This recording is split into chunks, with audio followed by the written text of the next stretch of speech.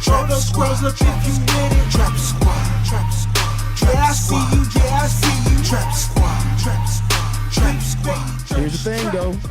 Before we get started, good and started, you know, I had to give my dog some time to grieve.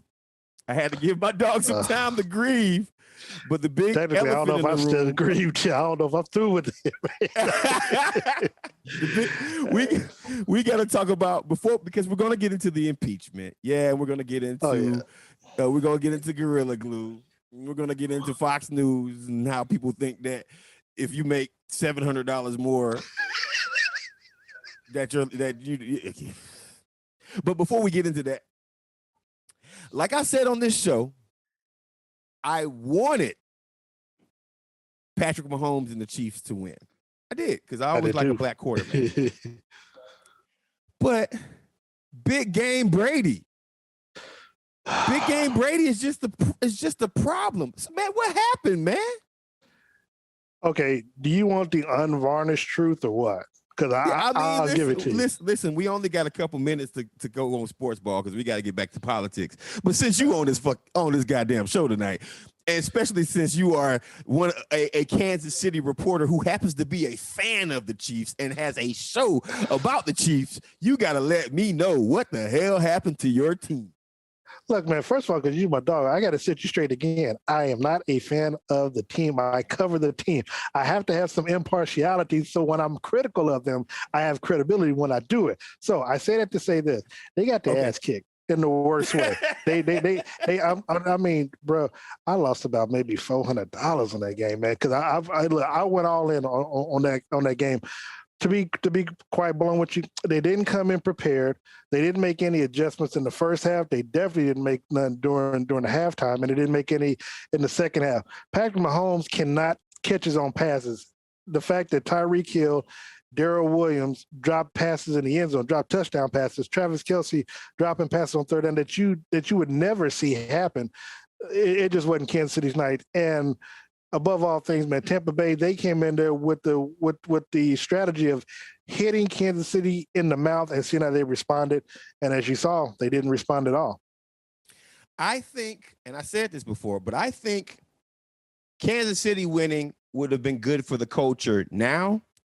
But since the Bucs won and they have all those black coaches that now have Super Bowl rings, I think that is better for the culture going forward, right? Yeah. I mean, now you got to deal with more than just Eric Bieniemy, the offensive coordinator. That's a black coordinator that has a couple rings. Now you got to deal with a whole staff of black people, black women. There were women and that were there. Well. Yeah. I mean, black women got to deal with a whole bunch of folks that legitimately, as these openings in the NFL happen, maybe they can have an opportunity to rectify their fuckery and go ahead and start hiring black and brown coaches across the nation, man. What do you think about that? Is this a chance for them to? Well, it's a chance. It's a chance, but it's interesting you say that because we talk. You know, I got a chance to ask the commissioner Roger Goodell a question about coaching and hiring, and basically, would it not be best to wait till after the Super Bowl to where teams could now start interviewing and hiring coaches after Super Bowl? That way, everybody's on an equal playing field time-wise. And what was interesting was Get Up actually talked about that very subject earlier this week. They didn't give me credit for it, of course, but that's something that they did discuss.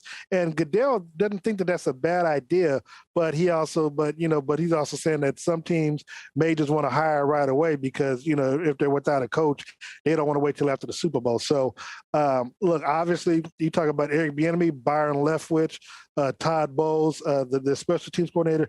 There were a lot of black coordinators and coaches in that game for the very first time. So again, if we were going to lose, I figured it would be to the Tampa Bay Bucs. I had both of these teams in the Super Bowl. I had the Chiefs winning, of course. And trust me, there was no way that I thought the Kansas City would go through a whole 60 minutes and not score a touchdown. So, again, Patrick Mahomes, I'm going to have to have a talk with him at the barbershop, but this was an ass-kicking that I was not expecting at all. Yeah, that D-line had him on the run like I've never seen that before in anybody's football game. Yeah. Like, no, you're right. I've just never seen that before. It was like, how did y'all even make it all the way here? I mean, look, if I ever have an opportunity to ask Roger Goodell a question, you know what that question is going to be. Reparations what? Oh, that okay. I thought it was going to be. I would have took a knee. I would say, Commissioner Goodell, no, would have took a knee. Where's Cap? Well, then I probably would have been invited back to any other. Well, no, well, look, to Goodell's credit, he addresses the Colin Kaepernick thing. I mean, there's only so much that he's going to say because he's still, he still, is owned by by the owners, so to speak, or he still works for the owners. But, they have what you would call cultural appropriated Colin Kaepernick and what he's done. And as you saw in the Lift Every Voice and Singing, some of the stuff that they've done over the season.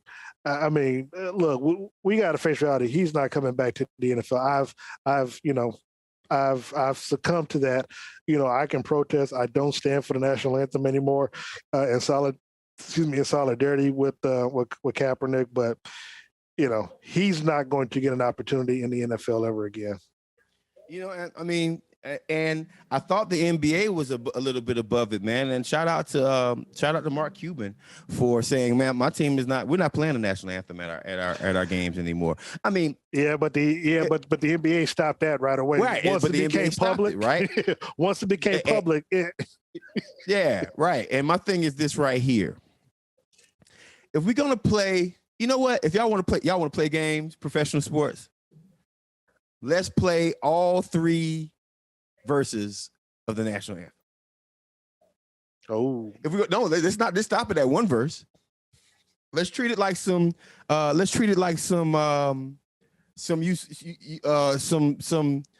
Eastern Europe block national anthem that they sing for like 40 minutes before the game starts, right? Let's go ahead and just sing the whole national anthem. And when we get to the 3rd verse, let's start arguing about why this national anthem should be challenged, right? Like don't listen to the good parts of the song. Let's listen to the whole thing. I'm with you on that, but I'm more of a bigger proponent that they play the Lift Every Voice and Sing at every game, during the season as well, except for, don't do it just for week number 1 and the Super Bowl. If you're going to play the Star Spangled Banner, play Lift Every Voice and Sing. Trap squad, look if you with it. Trap squad, trap squad. Yeah, I see you, yeah, I see you. Trap squad, trap squad. Trap squad.